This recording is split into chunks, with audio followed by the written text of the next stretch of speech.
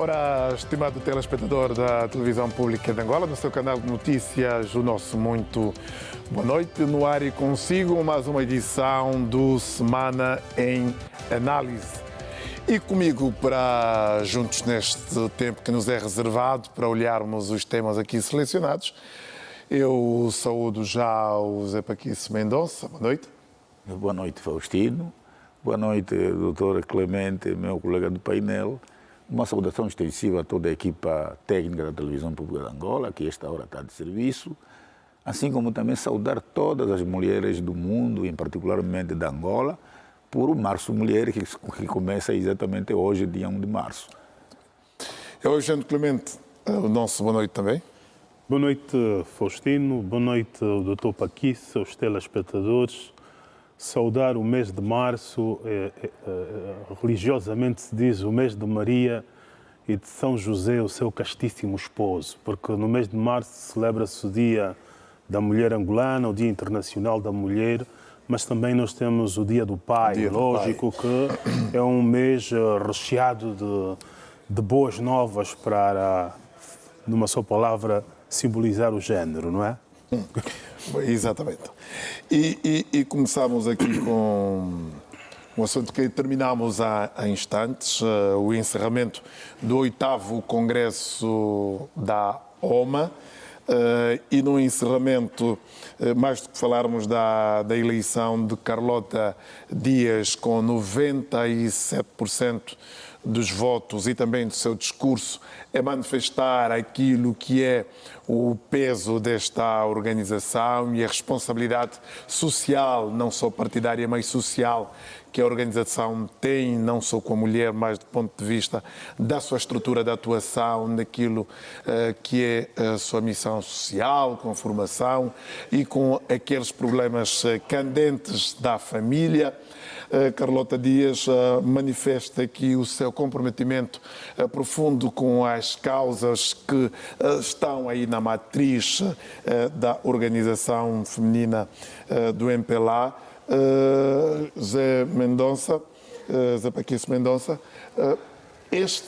esta manifestação clara, tanto de Carlota Dias em lembrar o que a direção cessante fez para aquilo que é a consolidação da missão da OMA, a sua preocupação com diferentes questões sociais, mas também o alargar da sua massa de militantes, a preocupação com a alfabetização, com combate ao abuso sexual, cuidado extremo com a família. Vemos Carlota Dias, de um lado, a se rever nessas causas contínuas, mas também a vice-presidente do MPLA, Mara Quiosa, e aqui juntando este princípio de causas e continuidade, a lembrar que é importante manter a mística da OMA.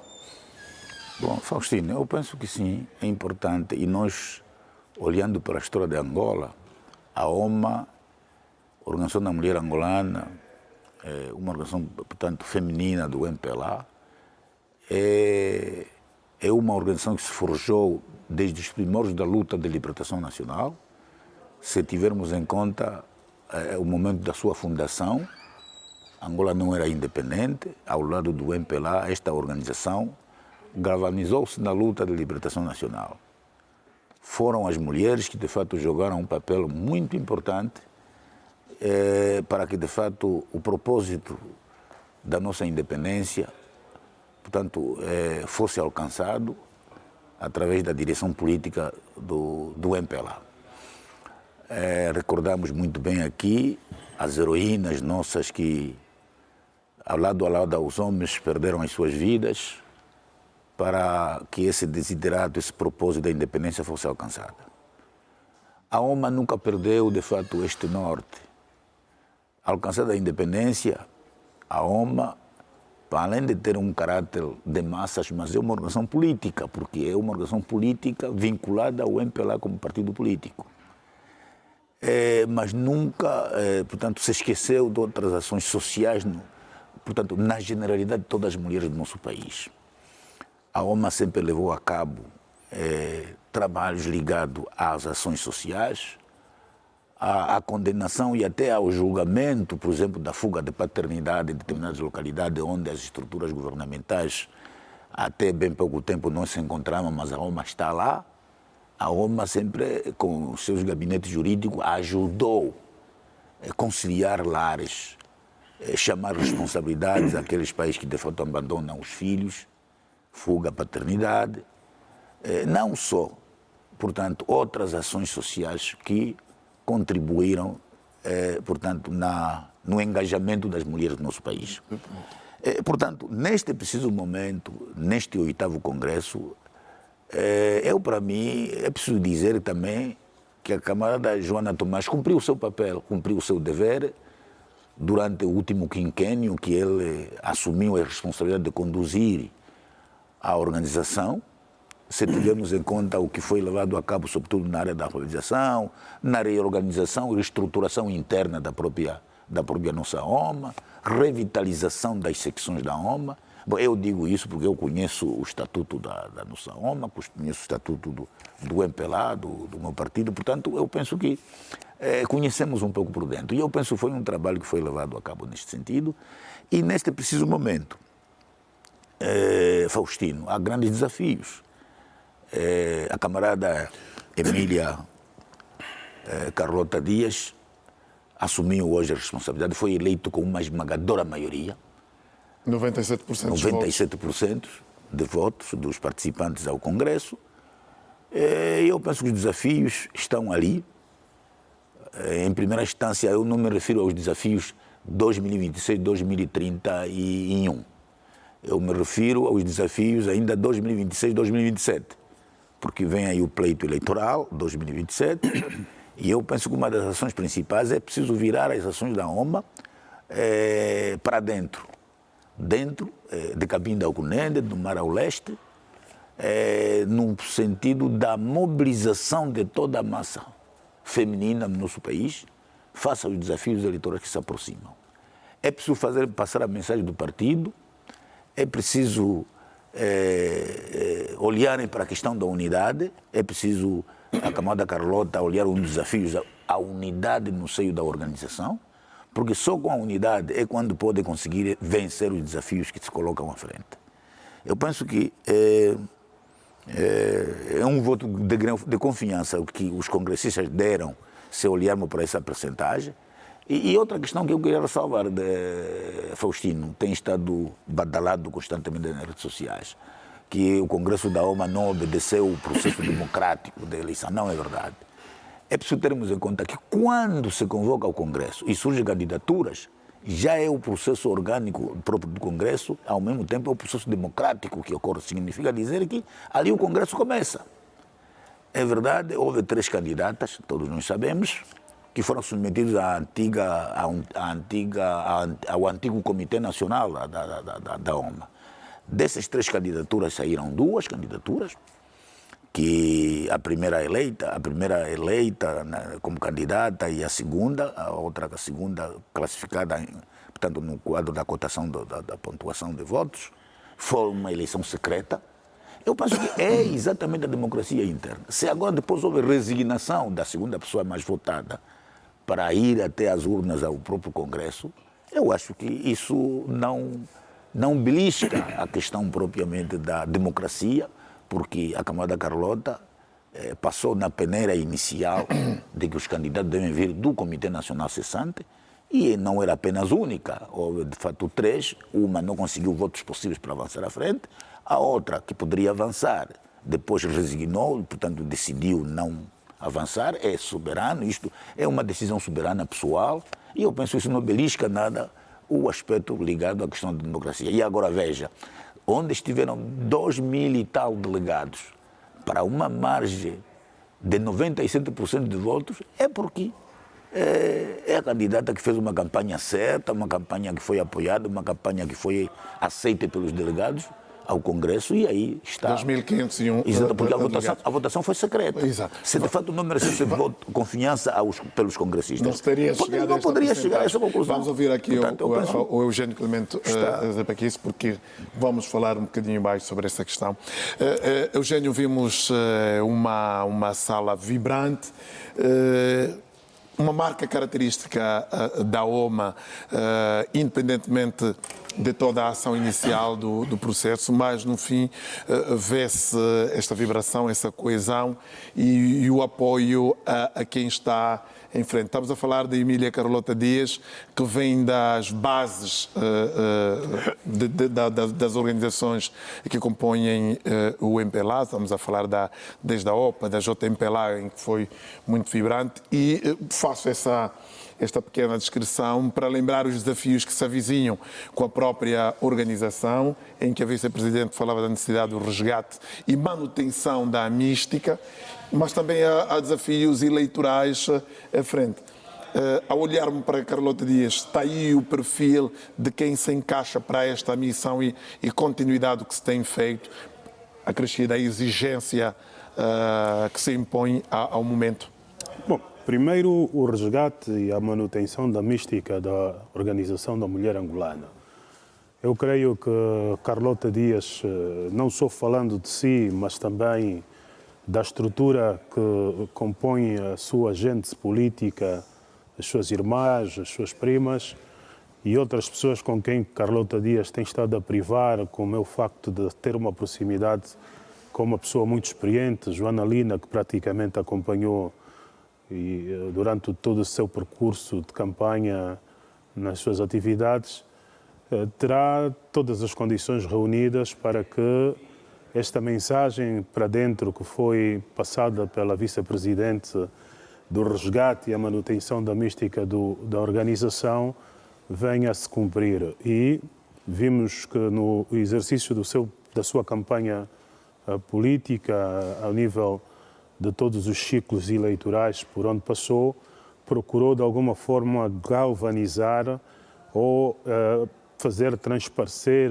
esta confiança à estrutura do MPLA, de que, no que diz respeito à sua orientação da estrutura partidária de uma maior proximidade com a mulher, de que está em condições de se enquadrar na mulher rural, na mulher jovem e também na mulher do campo, na mulher da cidade, e interpretar os problemas que hoje fazem a sociedade.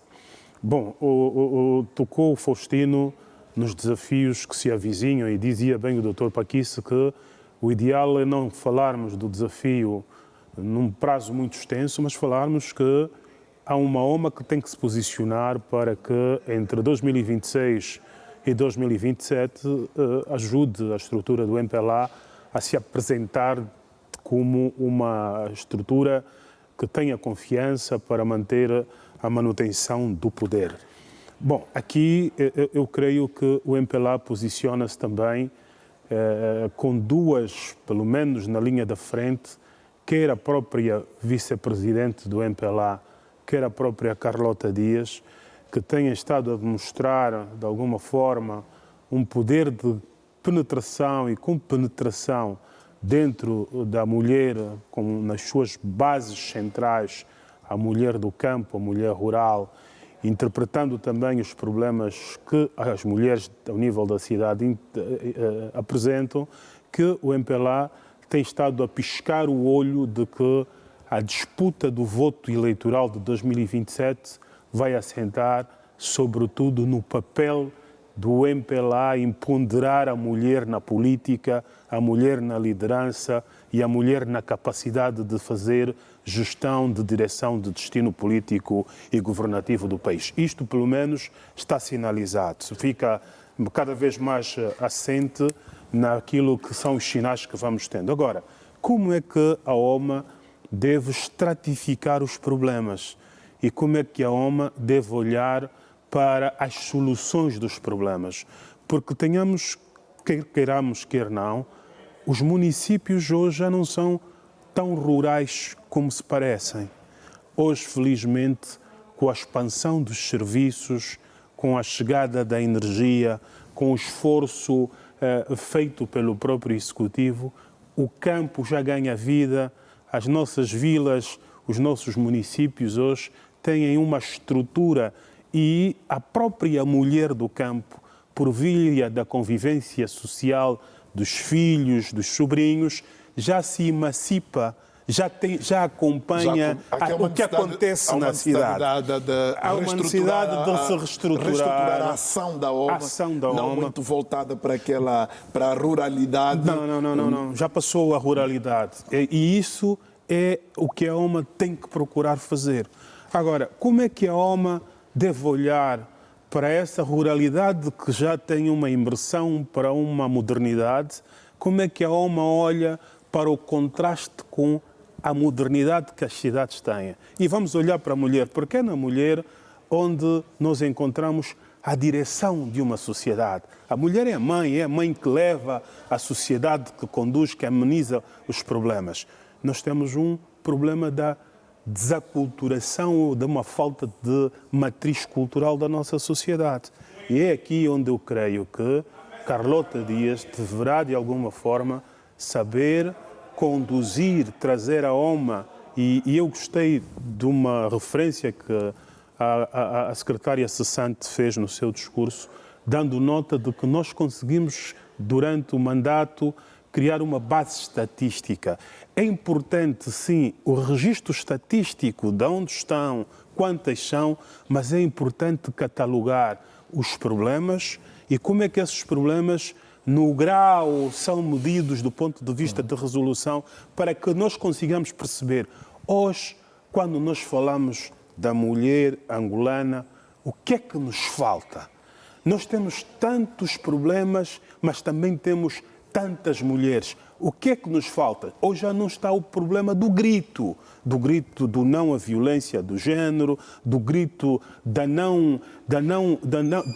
do não empoderamento da mulher nos cargos. Hoje, felizmente, este equilíbrio está resolvido. Agora nós temos que perceber se o problema é a conduta social da mulher, que nos falta garantir o equilíbrio da sociedade, para trazer, de facto, a matriz social. Por isso é que eu creio que, mais do que os desafios políticos da OMA para manter a posição de poder do MPLA, existe também uma responsabilidade social muito grande de nos fazer perceber qual é, de facto, a matriz da mulher angolana que nós queremos que, de alguma forma, seja a reserva moral da nossa sociedade. Não é?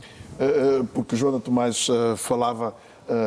lembrou aqui o discurso, quando ela dizia, a atual secretária, que vai encontrar uma organização com as bases fixas, quer do ponto de vista daquilo que é a matriz do partido, quer do ponto de vista da sua missão. Estava exatamente, isso aqui para o Zé Paquício Mendonça e o Eugênio, se quiser acrescentar, estava exatamente a falar desta visão da OMA numa nova era, com preocupação exata dos problemas sociais, para além da responsabilidade política e também daqui da necessidade de saber onde estão as militantes, como estão e como se deve atuar com cada um dos grupos. Faustino, toda uma organização que se preza ser como organização, é preciso conhecer, é preciso ter uma estatística. É preciso não menosprezar essa parte chamada estatística. Por essa razão que os países, de 10 em 10 anos, realizam um censo. Porque é com o censo que podemos saber quantos somos, como estamos e onde estamos. E isto nos ajuda a planificarmos todas as ações que nós pretendemos realizar. Uma organização de tamanho como conhecemos a OMA, eu penso que a secretária cessante fez referência de uma estatística bem assente. Eu penso que valeu a pena ter se consolidado essa estatística, mas não é uma coisa nova, que só se consolidou esse tempo. Não é verdade. A OMA é uma organização que, por ser mesmo uma organização afeta ao MPLA, e a forma como sempre o MPLA priorizou o elemento organização. Organização significa dizer implantar as suas estruturas a todos os níveis que forem necessário, e, consequentemente, para implantar a estrutura, sobretudo a estrutura de base, é preciso saber, cada estrutura, qual é a estatística correspondente que essa estrutura tem, para que o somatório todo saiba-se que a organização tem tantos militantes. Eu penso que é o ponto de partida, e isso é que pode nos ajudar, é que pode também ajudar a OMA no caso concreto. É isso que pode ajudar a OMA para se inserir na solução dos problemas na sociedade onde está enquadrada. Porque as secções da OMA encontram-se nas aldeias, encontram-se nos bairros. É preciso saber, se um bairro tem aproximadamente 20 mil cidadãos, é preciso saber exatamente a estrutura de base que está ali, quantos membros naturalmente tem.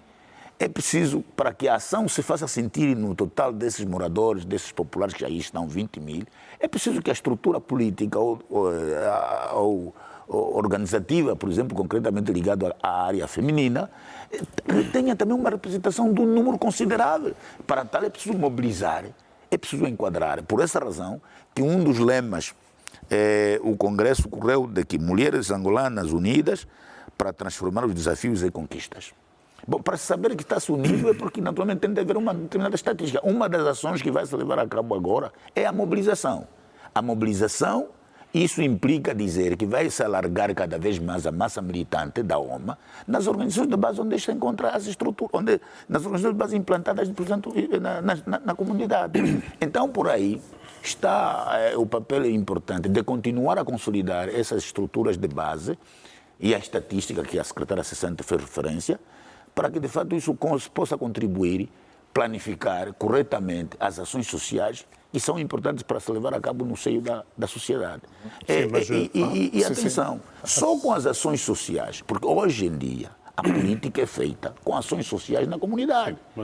Porque só com ações sociais na comunidade que depois tenham um caráter positivo de resolver, que contribui para a resolução dos problemas das comunidades, das populações. Resolvendo os problemas das comunidades, é mais um voto a favor ao nível do partido. Significa dizer que há credibilidade, há aceitação com que essa organização, esse partido, resolve os problemas do povo. Porque aqui o é mais importante, o nosso lema no nosso país, deixado pelo presidente Agostinho Neto, que não tem, portanto, tem mais atualidade, o mais importante é resolver os problemas das populações. Sim, mas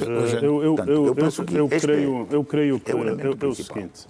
Nós devemos interpretar os fenómenos no momento em que eles decorrem. E, como disse, tive o cuidado de fazer referência, tal como houve uma migração social do campo para a cidade, também na cidade hoje os problemas são outros. E se a OMA quiser... Nas cidades os problemas hoje são outros. Por outro lado, o campo não ficou vazio. Não, deixa-me só terminar, doutor Paquis. E o que fez a OMA dentro da cidade ter uma grande conquista de ser uma organização de respeito foi justamente na altura em que surgiu um dos grandes problemas, que era a fuga à paternidade, nós termos ouvido a voz da OMA e a OMA ter surgido praticamente como uma instituição, ela não é de Estado, mas uma parceira social do Estado com capacidade de intervenção direta para a resolução desses problemas. Hoje, a OMA, se quiser voltar a ter o seu protagonismo, tem que ajudar o Estado tocando no verdadeiro problema com que se debate, sobretudo no campo feminino.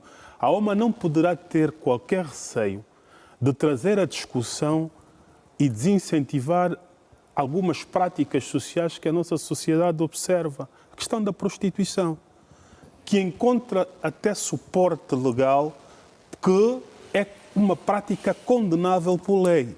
Mas a OMA pode ajudar em fenómenos que decorrem com aquelas atividades culturais em que praticamente há um nudismo aqui na zona da Dira. Nós temos que ser realistas com os nossos problemas.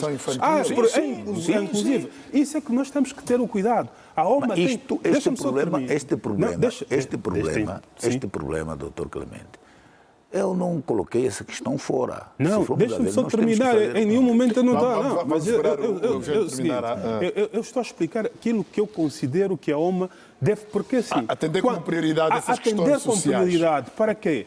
Para que a sociedade não sinta que as instituições que devem apoiar fogem do problema, como se diz, empurram pela barriga. Nós temos que chamar as coisas pelos seus nomes.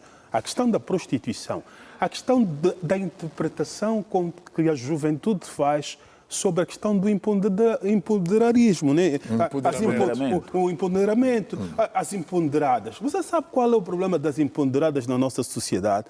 É da unha muito grande, de não fazer aquilo. Não, a OMA tem que dizer que a mulher deve trabalhar, a mulher jovem deve trabalhar. O que a OMA deve fazer também é dizer o que é que nós devemos fazer para que hajam maiores programas de apoio ao empreendedorismo feminino para quem se diz que não tem oportunidade, por isso é que faz essas práticas, desestimula essas práticas por via daqueles programas que existiam dentro de uma peça de apoio a pequenos empreendedores. Nós só vamos resolver problemas quando tivermos o cuidado de tocar ali na ferida, porque se nós passarmos todos os dias, identificamos o problema, mas quando estamos diante de momentos em que é possível dizer que isto é um problema, uma prática não aceitável, a sociedade está-se a infestar nesse caminho. Então, eu creio que a OMA, e até porque Carlota Dias e as outras pessoas hoje todos nós vivemos essa sociedade não tem problemas porque os problemas são do MPLA que governa, não. Hoje nós sentimos que depois do fim da guerra, a prática social, na análise sociológica da nossa sociedade, não tivemos o cuidado de fazer um alinhamento da nossa doença. Essa doença cresceu, hoje convivemos com ela e o MPLA não pode sozinho pensar que ele é o dono do problema. Ele não é o dono do problema. Ele tem que ter o cuidado de trazer o problema e, em conjunto com a sociedade, procurarmos formas de resolvermos. Eu acho que, para mim, esses são os entendimentos. E aqui essa questão que se levantou e o Topaquice falava, a necessidade de se a OMA, pelo seu peso, atacar essa questão. Hoje é um ataque, claro, à própria família. Exato. E entende-se que essa instituição está-se a diluir e perdem-se os princípios. E no que se fala do empoderamento, entender empoderamento como falta de submissão, e as mulheres hoje se ganhar um bocadinho mais no respeito ao marido e essa estrutura vai caindo. É aí onde, para acrescentar ao que o Eugênio dizia, eu pergunto a Topaquice se há também, se pode esta ação entrar como um encargo nesta nova missão da atual secretária da OMA, no que toca à missão social muito mais aprofundada, olhando para a própria família, que é uma instituição fundamental que se vê atacada e vai caindo. Bom, Faustino, eu disse bem quando estamos a analisar a questão ligada à OMA, a trajetória da OMA. Essas tarefas que nós estamos aqui a elencar, que enferma a nossa sociedade, a OMA tem estado engajada nessas tarefas. Eu não posso tirar o mérito, dizer que a OMA vai ser uma novidade para exatamente hoje a OMA se inserir no combate, sobretudo, à questão da prostituição, a questão da mobilização da massa feminina para o empreendedorismo. O problema é que a vida é dinâmica. E essas situações ainda continuam a enfermar as nossas sociedades, não é verdade? Então é preciso que a OMA continue a reforçar esse papel do que já tem vindo a fazer, para que de fato haja uma continuidade do combate dessas práticas negativas no seio da nossa juventude, no seio da nossa criança. E, aliás, há até atividades a que acabamos de referir, que são, portanto, são multissetoriais. A OMA sozinha não pode conseguir resolver. Por exemplo, a prostituição infantil, nós temos que ver que o INAC tem que estar envolvido, portanto, ligado à questão da criança, a sociedade, o Ministério da Família e Promoção da Mulher, isso é ao nível do governo, a própria OMA como organização propriamente feminina, que eu já disse até na primeira abordagem, que há momentos em localidades aqui no nosso país, não estou a ver a OMA Luanda, não, eu estou a ver a questão ao nível do país.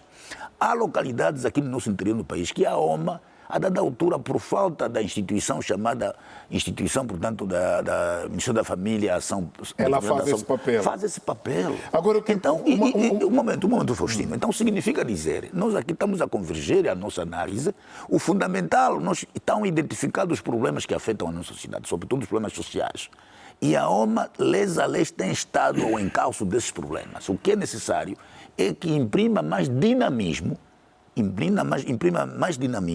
no combate a essas situações, de fato, que frenam a nossa sociedade e na consciencialização. Bem, acabaste de dizer há pouco que quando uma mulher, quando está empoderada, portanto, não há princípio de respeitar as normas que devem ser de convívio no lar. Esse é um trabalho de educação permanente e contínuo. O que nós pedimos, eu pelo menos acho, que realizado o Congresso, nova direção eleita, nova líder aí presente apresentada, continuem exatamente com essas ações, impulsionem cada vez mais, portanto, para ver se de fato possamos educar convenientemente, com a interação de outros setores, possamos educar convenientemente a nossa população, que ganhou um desvio, que acabou aqui de dizer bem o colega Clementino, alcançando a paz, portanto, deixamos alguns comportamentos continuar. Assim, a deriva, e hoje, de facto, está difícil ser corrigido. Por exemplo, vamos só ver uma coisa, Faustino.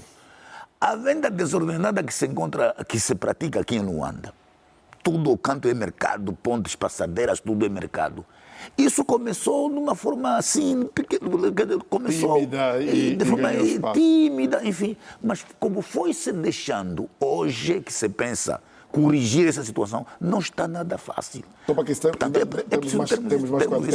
Mas eu vou colocar aqui uma pergunta. E quando nós falamos da OMA, estamos a olhar para, normalmente, senhoras, e falamos aqui da visibilidade sempre dos 30 e pouco para frente, dos 40 para frente, e às vezes chegam até os 60, 70, 80 anos. E levantamos aqui a questão da própria moralização. Estamos a olhar para a jovem mulher, esse tecido social, que é a grande família que se vai deteriorando, que deve começar a trabalhar muito cedo, e vemos naquilo que é o regulamento da OMA, os seus estatutos, a idade para aderir à organização é a partir dos 18 anos. Sim. Mas nós vemos ainda uma OMA muito dos 70 e hoje vamos vendo 40, já na direção 40 e 50, 52, estamos a falar das idades de Joana Tomás, Carlota Dias, que rondam esta casa. O facto de não se ter no próprio Comitê Nacional jovens, um grande número de jovens, de mulheres, de 20 e poucos anos, estará aí também um ponto não diria do não entendimento, mas daquilo da pouca ação muito voltada para a jovem mulher. Estará aí um problema, porque mesmo olhando para essa estrutura que vemos nas imagens, se for fazer um escrutínio, ainda se encontram-se muito poucas jovens, de 18, de 22, 23 anos. Está aí também esta falta da pouca ação nessa mulher muito mais jovem, da qual devia-se começar a trabalhar mais cedo? Não, eu não sei. É o seguinte, o que eu sei desse congresso, houve uma renovação de 45%. Sobretudo na sua estrutura principal de direção do Comitê Nacional. Houve uma renovação de 45% e uma continuidade de 55%. Primeiro. Em segundo lugar, daquilo que eu pude ouvir, a estatística participante deste congresso, em relação aos delegados, veja que a faixa etária mais quantitativa é exatamente dos 36 anos aos 50 anos. Falei Comitê Nacional, ali onde se discutem as questões mais candentes. Sim, que as questões mais cadentes. Agora, por outro lado, Faustino, não se esqueça, dos 18 a 35 anos, a OMA, sobretudo os seus militantes, sofre uma dupla militância. Atenção, uma boa parte, essa idade é a idade juvenil, uma boa parte está na Jota. Está na Jota, sim.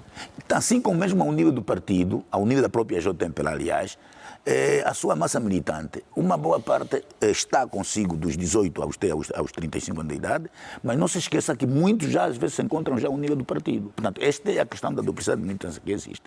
Mas nesta renovação, penso que aquilo pude eu constatar, ver, acho que foi prestada uma atenção especial em relação à idade jovem nos organismos de direção, sobretudo. Quando vamos falar, por exemplo, a OMA, ao nível do Comitê Nacional, é um órgão colegial de direção. Porque na base eu penso que ou é por causa da dupla militância, que ela tem 20 anos, mas ainda sente-se melhor estar na Jota do que propriamente nas mamás, como dizem na OMA, tem 25 anos, acha que ainda tem continuando a estar na Jota, não estando propriamente na OMA, é por ali onde está o problema. Mas se não, há uma... Independentemente de tudo, nós hoje temos mesmo que falar do peso que esta nova direção da OMA tem. Vai carregar. E ela carrega, não retiro nada que disse, ela carrega o peso de ser aquela instituição, como diz o Dr. Paquice, que precisa de se reforçar mais, mas que quando se pronuncia publicamente, a sociedade encontra na OMA os mais elevados valores da moralidade protegidos. E é nos valores da moralidade protegidos que a OMA, e não sozinha, porque a OMA não é uma instituição do governo, a OMA pode sugerir e aproximar as suas ideias aos órgãos de direção, mas a OMA pode, com o apoio das estruturas governamentais e com o apoio das igrejas, de onde nós temos, por exemplo, a Promaica, que é uma das organizações também de uma das igrejas, da Igreja Católica, que também tem um peso muito grande, a OMA pode, de alguma forma, fazer o resgate do encaixe, mas com realismo, e eu dei o exemplo aqui, quando nós tínhamos problemas de militares, polícias, com grandes casos, níveis de fuga-paternidade, a OMA fez ecoar a sua voz e nós vimos que as coisas foram diminuindo. O que eu estou a sugerir aqui é dizer o seguinte: os problemas candentes que nós temos estão identificados. Um rosto desaculturado do papel da mulher na nossa sociedade, e quando Faustino diz assim, ok, nós fomos vendo a OMA com um nível de idade muito elevado, de 70 anos. Estas mulheres de 70 anos não podem ser tiradas da equação. É neste momento que a nova direção da OMA deve preparar estas mulheres não como cabos eleitorais, mas como cabos de emancipação da moralidade social que nós pretendemos resgatar. Porque eu defendo que os problemas que nós temos, eles são passíveis de serem resolvidos, desde que haja um engajamento de todos em trazer uma mensagem do não à prostituição, do não a esta linha das imponderadas que nada querem fazer, mas querem desvirtuar o caminho da nossa sociedade. Porquê? Porque nós temos nestas mulheres de 70 anos, que fizeste referência, o espelho daquilo que a mulher na sociedade deve ser. A inspiração. Então, eu defendo e fecho dessa maneira. Não é? Já vamos entrar para outro tema. O presidente João Lourenço condecorou 200 efetivos da Polícia Nacional com a outorga da medalha de valor do serviço policial, classe única, isso no quadro dos 50 anos da nossa Polícia Nacional, mas atendendo também aquilo que é a ordem das condecorações que o país tem vindo a realizar. Aqui, mais uma vez, o Presidente João Lourenço, a elevação do próprio mérito, a valorização da ação do indivíduo na própria sociedade. Eugênio. Olha, bem, primeiro eu tenho que saudar, eu acho que já aqui neste programa uma vez falei que, quer ao nível das Forças Armadas, quer ao nível da Polícia Nacional, eu sinto que temos que continuar a valorizar as pessoas, os seus feitos e a atribuir medalhas. As pessoas, pela ficha de serviço, têm que deixar esse mundo com o maior número de medalhas possíveis. Mas agora aqui é um aspecto muito importante. Voltamos novamente ao aspecto da sociedade. O valor do mérito do serviço policial nos leva, e eu tive o cuidado na semana passada de evocar aqui o nome, por exemplo, de Santana Pitra Petrov, mas hoje podemos evocar o nome desses 200 efetivos da Polícia Nacional que têm que passar a ser, por via do reconhecimento que lhes foi feito, pessoas que tenham uma influência junto à sociedade na preservação moral, da antecipação da consciência criminal, de atos que não tornam a nossa juventude muito bem socialmente, naquilo que temos vindo a ver acontecer. Eu creio que, e já fizemos referência na altura, quando se faziam as medalhas dos 50 anos, e agora nesta, é que cada uma das pessoas medalhadas deve servir de um instrumento de moralização da nossa sociedade. Não basta apenas que este mérito fique consigo, mas transmita os valores. E aqui quando se diz assim, a medalha pelo valor do serviço policial. Então, que ao nível das suas famílias enalteçam o valor do trabalho, para que as pessoas não tenham pressa de fazer nada e que esta pressa não os conduza a cenários não bons, como a aquisição por meios não lícitos de coisas materiais, de benfeitorias pessoais. Então, eu espero, repito, que a medalha seja também um meio de valorização de uma consciência, não sei de quem recebe, porque vamos lá ver, se são 200 pessoas beneficiadas e essas pessoas têm famílias, estamos a falar e a nossa média de família, de forma direta, é de 5 pessoas por agregado. Estamos a falar que essas pessoas moralmente podem impactar um número muito grande na consciencialização, e a medalha é clara do valor do serviço policial. E nós temos uma sociedade que praticamente olha para a polícia e não respeita a polícia. Olha, nós temos uma sociedade hoje que olha para a polícia. Nós já tivemos casos de pessoas que atentam a uma agressão física corpo a corpo com a polícia sem saber e pegam na farda do polícia. Então, eu espero que estes atos que vão sendo feitos, sobretudo ao nível dos órgãos castrenses, sirva também para essas pessoas no interior das suas famílias e no interior da sociedade, passem realmente uma mensagem do grande valor de mérito que corresponde ao serviço policial. Muito bem. Zé Paquis Mendonça, o Presidente fez esta outorga das 200 medalhas da classe de valor de serviço policial, mas existem ainda outras. Estamos a falar da medalha de ordem pública, primeira, segunda e terceira classes, da medalha de serviços distintos, medalhas de bravura canina, isso para as unidades que têm os cães incorporados na sua ação, que depois daí há toda essa estruturação da responsabilidade da atribuição dessas medalhas. Está o Ministro do Interior, Comandante-Geral, e há depois aí esta sequência. E seguindo aqui a ordem do que o Eugênio dizia, se destas 200 o impacto é tão grande pela média de família, nesta continuidade há uma valorização ainda muito extensiva. O que é, do ponto de vista, mais do que o valor dessas pessoas que recebem, o impacto social destas condecorações? Faustino, de facto é um processo que continuamos a comemorar os 50 anos da nossa independência, e ontem também, de facto, a nossa polícia comemorou os seus 50 anos de existência. E é neste quadro onde a Sua Excelência Presidente da República, portanto, decretou a condecoração de mais de 1000 efetivos da Polícia Nacional, incluindo reformados, enfim. Coube exatamente a medalha de valor de serviço policial ser um ato de condecoração direta pelo Presidente da República, dos 200, entre os quais comissários e várias outras entidades superiores da nossa corporação, da nossa Polícia Nacional. Outras categorias, como disseste bem, nomeadamente a medalha da ordem pública, a medalha de bravura canina e a medalha dos serviços distintos, para outros restantes, será uma ação que vai ser, portanto,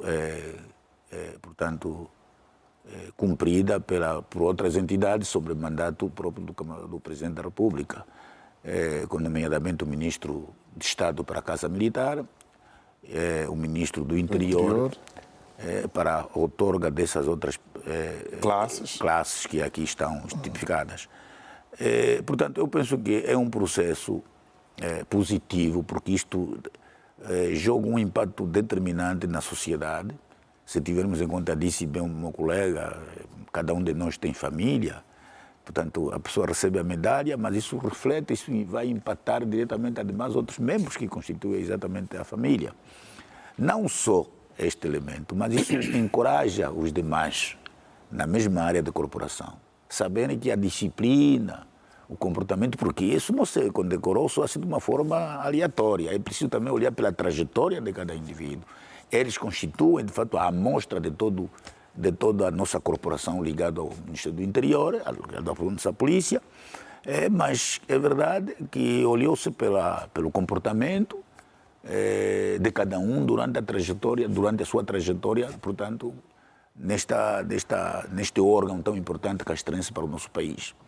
Então, isto incentiva os demais, que afinal de contas, quando a gente cumpre com zelo a nossa tarefa, a nossa responsabilidade, a um determinado momento a pátria reconhece. Portanto, essa é uma mensagem muito forte, a pátria reconhece, e eu penso que também é uma das mensagens que essas condecorações têm estado a transmitir, quer nas forças policiais, quer nas forças armadas.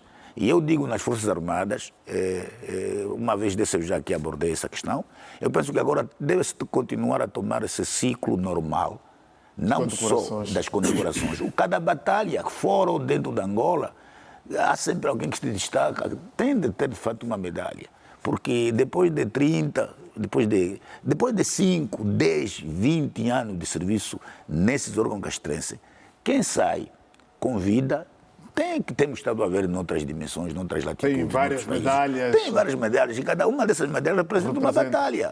Representa uma batalha. Nós, durante a Guerra Civil, isso não existiu. Por essa razão que os nossos generais têm peito vazios.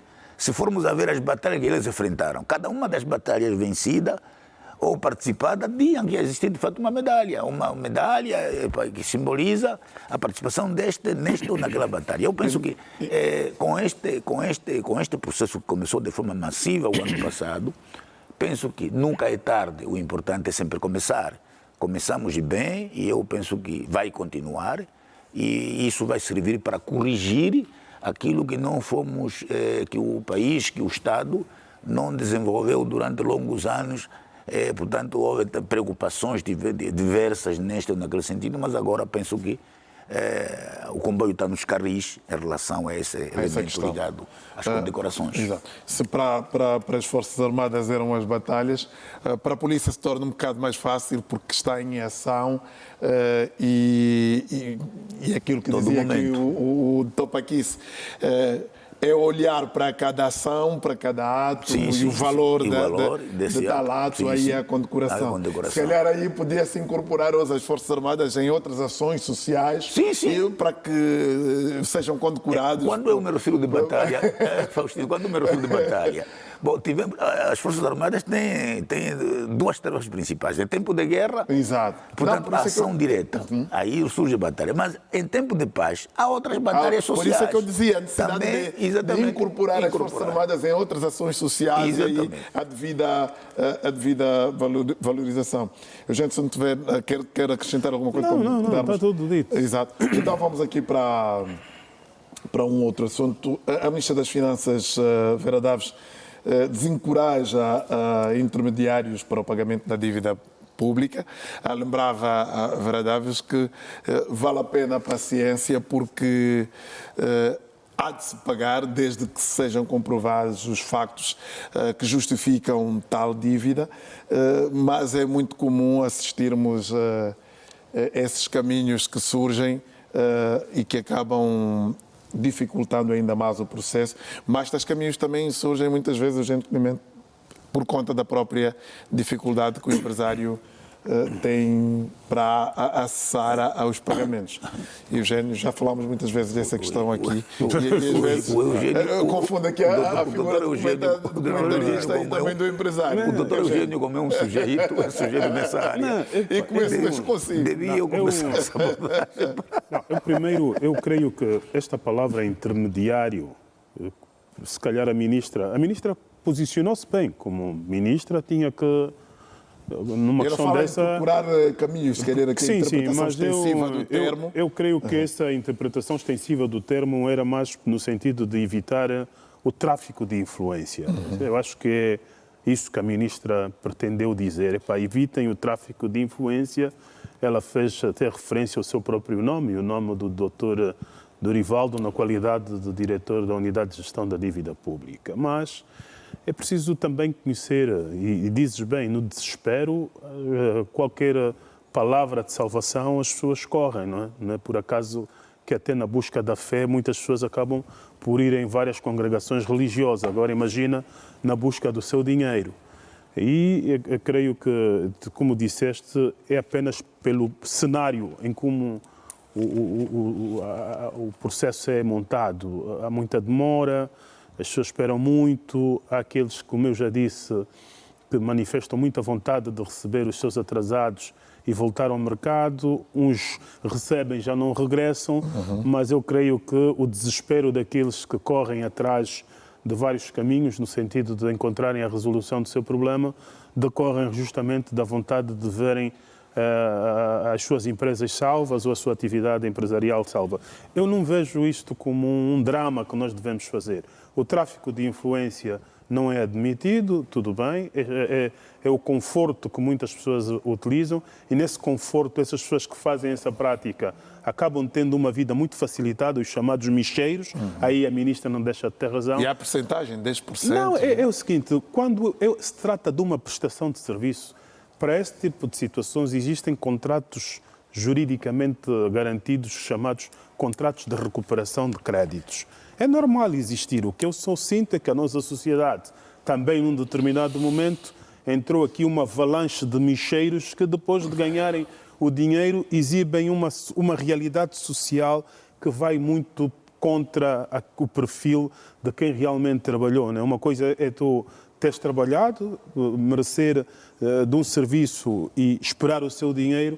Outra coisa é o micheiro que ganha o dinheiro e parece logo a pagar um monte a fazer umas festanças, a compra de bens materiais, a exibirem, fruto desse tráfico de influência, que a ministra, digo, que corajosamente teve o cuidado de fazer referência e dizer que para esse cenário não contem com ela. Isso é muito bom. Mas o resto nós é que temos que dosear. Eu digo sempre, é preciso também ter algum cuidado. Nós vivemos numa sociedade capitalista, um capitalismo ainda muito sem estrutura, todos tentam da sua maneira. Mas na medida mas na medida que a sociedade vai avançando, algumas práticas vão caindo, outras vão deixando de existir. O certo é que ainda, como no decurso da forma como o processo é realizado, dá espaço para o surgimento de tudo, não é? Aparecem cobras e lagartos. Essa pergunta aqui, Dr. Patrício.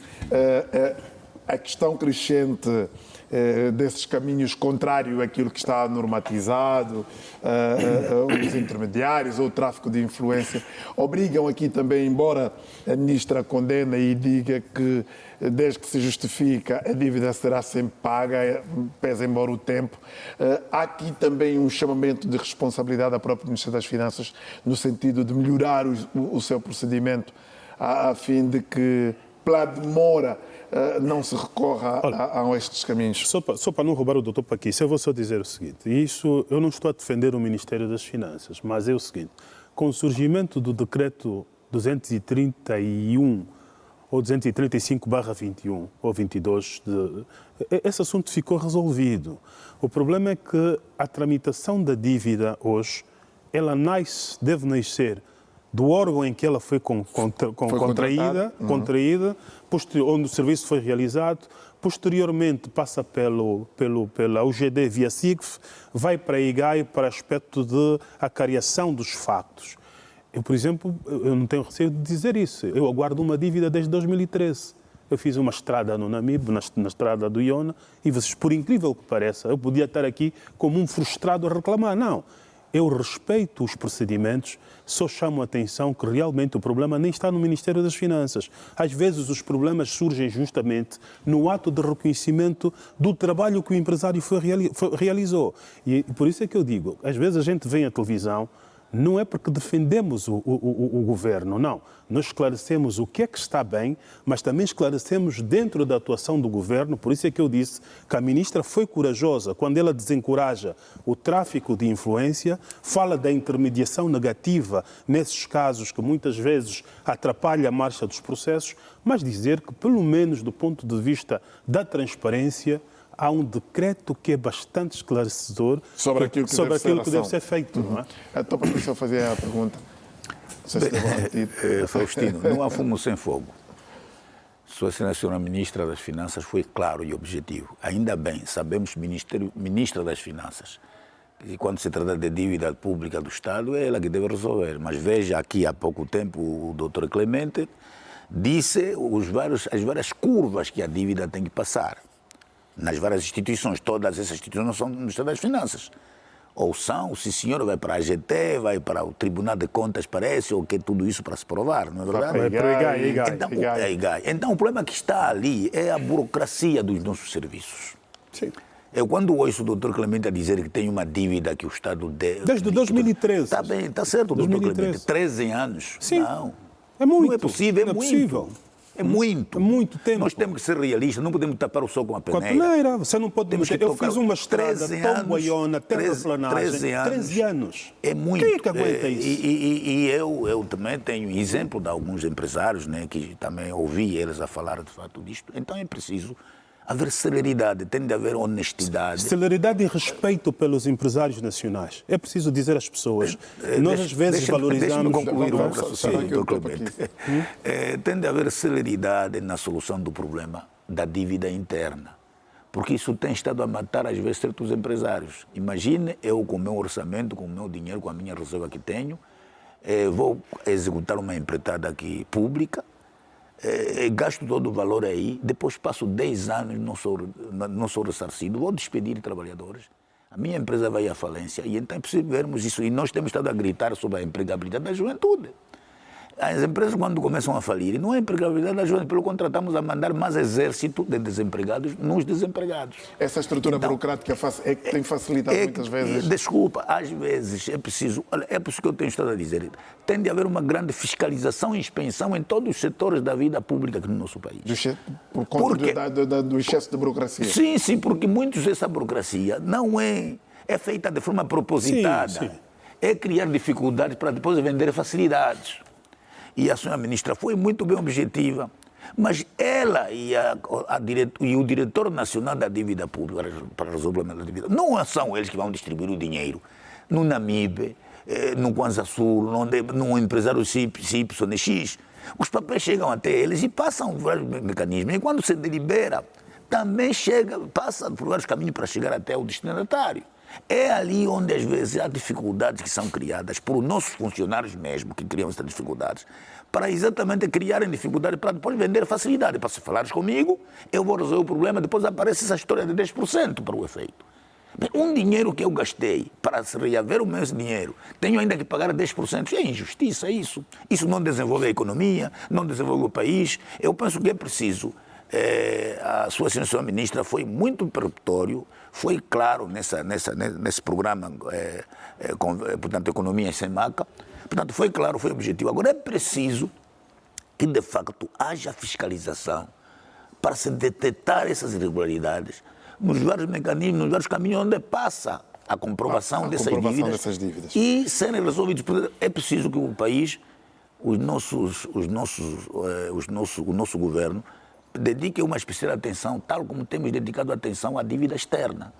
Porque a dívida interna está a matar o empresariado nacional. Temos que ser realistas. Vamos olhar agora aqui por essa razão, que eu penso que valeu a pena essa posição da ministra, a chamada atenção que ele fez, mas também ela deve desencadear uma ação de fiscalizar os mecanismos onde passa essa papelada toda de Mas isso aí já não é ela. Felizmente eu digo o seguinte... E outros setores que acabaram de referir, o Ministério das Finanças, quando começou a fazer esse trabalho, e o próprio IGAI, parecendo que não, eles fizeram um grande trabalho. Mas é aquilo que diz, há mecanismos de travar burocraticamente o andamento do processo deste ou daquele empresário, que é aí onde resulta o problema. Então, isso aí se resolve perguntando se existe um decreto presidencial, por que um titular não assina um documento quando existe um documento? É o próprio titular que rejeita um decreto presidencial. Nós Mas temos rejeita por quê? Rejeita, por quê? Isso olhando já para a questão da contratação. Não, a dívida já foi feita, o trabalho foi realizado. Foi feito, então, eu até sinto que em alguns casos, e eu digo, estou muito à vontade para falar disso, e dei toda a razão à senhora ministra pela forma como ela falou, porque se colocam questões subjetivas. Se eu não gostar do doutor Paquissa, eu não assino o teu documento. Então, onde está o É problema? aí onde nós temos que ser realistas. Se eu não fiscalização... gostar, então como é que alguém não assina alguma coisa porque não gosta de alguém? Temos que ser realistas, com todo o respeito. Não é? Vamos então agora aqui olhar para a valorização da produção interna. O Grupo Carrinho suspendeu a importação de carne de porco e aposta no mercado nacional. Temos visto este crescimento daquilo que é a produção de carne suína, já vários programas fizemos aqui, e aqui vem este sentido de menos pressão sobre os cambiais. Com o Grupo Carrinho é não só procurar apostar internamente do ponto de vista de produção, mas também na compra de quem produz no país. Topaquice. Bom, eu penso a própria Carinho. A Carinho não só importa, mas como há alguns anos atrás, portanto, criou um mecanismo de implementação, portanto, ligado à questão da produção suíno aqui no interior do país. Mas é verdade, sozinho ele a produzir não vai fazer a cobertura toda nacional. É preciso, é uma ideia tão positiva, porque se ele adota esse mecanismo, isso vai estimular também a produção interna. É preciso que, ao lado daquilo que ele está fazendo, produzindo, também haja pequenos produtores que entrem também no mercado, que sejam também incentivados para que, de facto, o consumo interno seja exatamente garantido. Aliás, o desafio hoje do governo, liderado pelo presidente João Lourenço, é exatamente eliminarmos paulatinamente a importação daquilo que se pode produzir aqui dentro. Eu penso nessa parte da carne suína, da carne de porco, já é um passo significativo. Repito, sozinho com a sua produção não vai...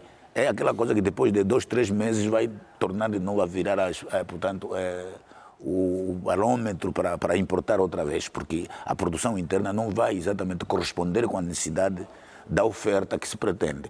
Então, nisto é preciso que, de fato, o Ministério da Agricultura incentive mais gente para enveredar para esta área, ou aqueles que já se encontram nesta área tenham, portanto, incentivos que podem contribuir para mais elevar o nível de produção.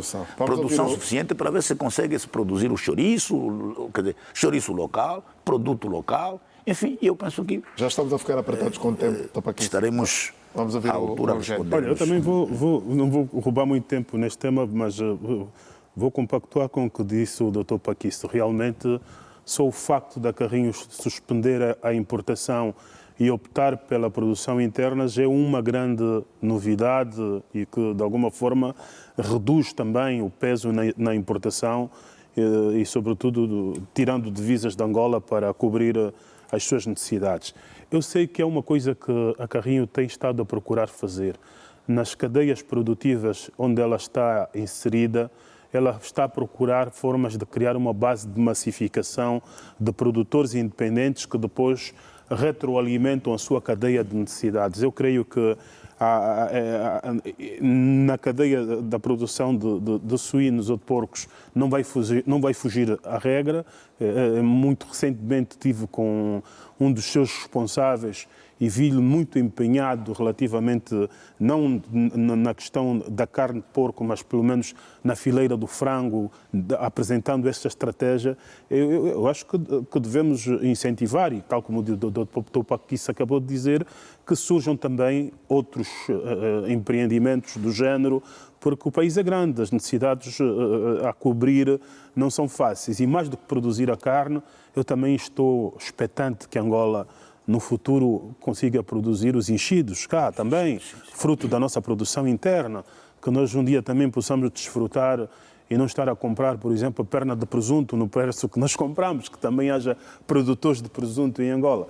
Eu acho que eu sou muito otimista com o país, Faustino. Eu tenho a certeza de que, apesar destas formas como as coisas vão acontecendo, o país daqui a uns anos vai se encontrar. Vai se encontrar. Muito bem. Então vamos já para aqui para o último tema, que é a visita do Papa Leão XIV. Os dados que temos é que esta visita deverá acontecer entre 18 e 21 de abril do ano em curso.